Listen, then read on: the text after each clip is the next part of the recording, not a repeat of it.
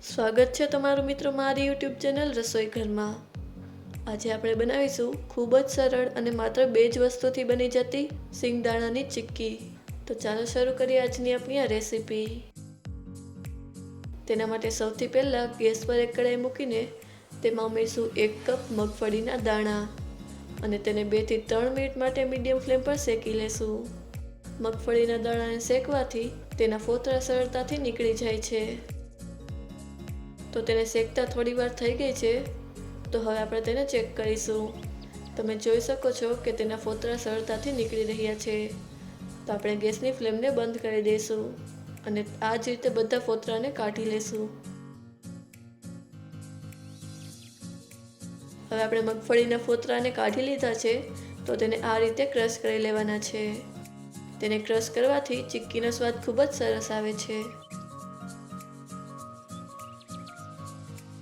મગફળીના દાણાને આપણે ક્રશ કરી લીધા છે, તો હવે ગેસ પર એક કઢાઈ મૂકીને તેમાં ઉમેરીશું 1 ટેબલસ્પૂન ઘી અને તેને મેલ્ટ થવા દેશું। ઘી નાખવું અહીં બિલકુલ ઓપ્શનલ છે।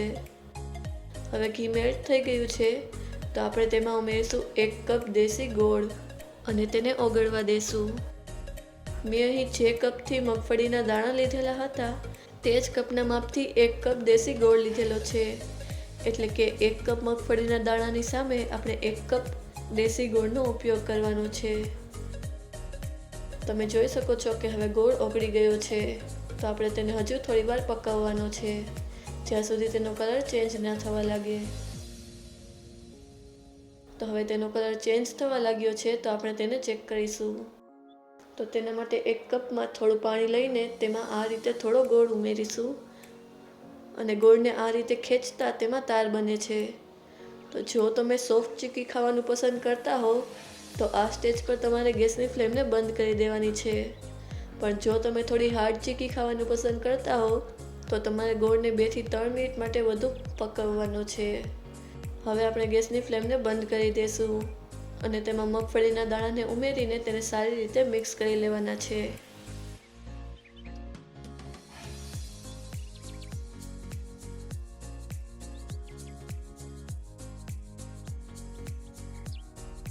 મેં અહીં એક થાળીના પાછળના ભાગને ઓઇલ વડે ગ્રીસ કરી લીધેલું હતું। તેની પર આ મિક્સચર ઉમેરીને તેને સારી રીતે ફેલાવી લેશું।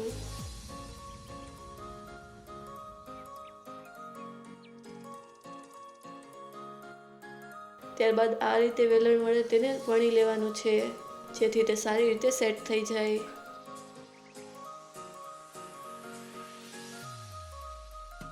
હવે આ મિક્સચર સારી રીતે સેટ થઈ ગયું છે, તો આપણે તેને કટ કરી લેશું।